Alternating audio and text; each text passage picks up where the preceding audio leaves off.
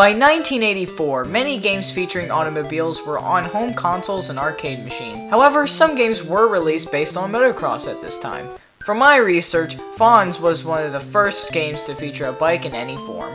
This was simply a rebrand of an earlier work called Motocross, both released in 1976 to arcades, both made by Sega. Yes, that Sega. It was nothing more than a simple avoid the oncoming traffic type game that was plentiful in the time due to its simple programming. In 1983, Mattel released Motocross, not to be confused with the earlier title mentioned, which is simply a racing game, nothing to write home about. In 1984, Nintendo released Excitebike to the Family Computer or Famicom. This was the first game that Shigeru Miyamoto and Toshihiko Nakago had worked on together.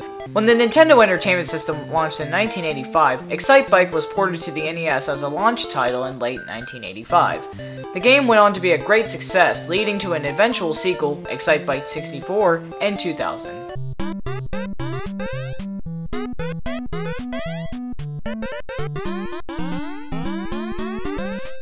In Excitebike, you control a motocross driver and a red bike. You have to go through 5 motocross courses, each with obstacles, ramps, and other things.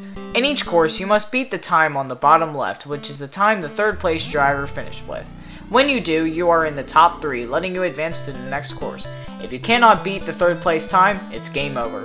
When you beat the record by 8 seconds or more, the game exclaims, "It's a new record!" There are 2 game modes, A and B. Type A is a time trial-like course where you are the only racer against times of other racers. But Type B has multiple racers on screen, which you can wreck out or get wrecked out by. It adds a nice layer of challenge and is more fun than Type A in my opinion.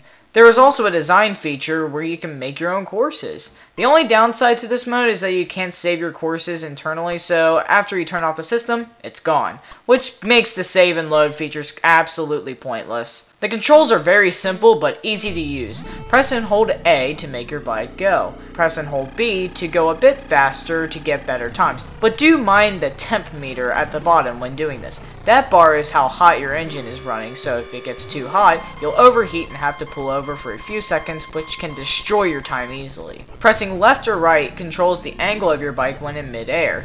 With this, tilt your bike just enough so that it lands flush with the surface upcoming, whether it be a hill or flat terrain. Press up and down to move along the 4 sides of the track to avoid obstacles. See, all a good game needs is good control usually, and Excitebike does it great.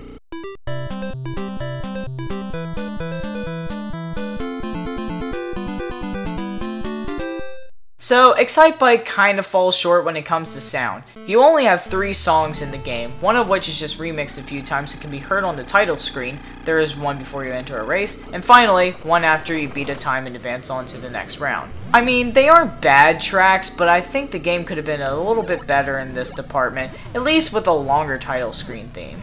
In conclusion, Excitebike is a great classic on the NES. Great controls, great gameplay, but a lackluster soundtrack. But don't let the lack of music deter you away from this game. It's a wonderful game that doesn't get mentioned a lot and one of the cheaper games to buy for the system.